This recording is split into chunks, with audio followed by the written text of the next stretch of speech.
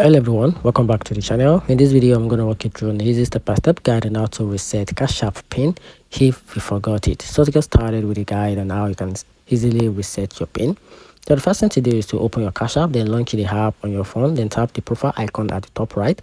Then from there go to settings and security. Then you have to tap on change cash pin.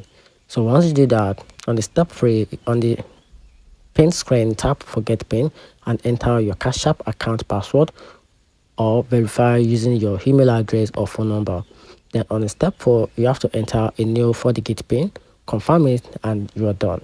And here's a quick parent note about resetting your pin. So if you don't remember your password, tap forget password to reset that first.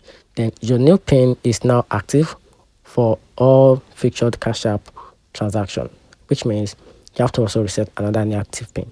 And that's it. Find the video helpful. If you did, turn that notification button and subscribe for more. Thanks.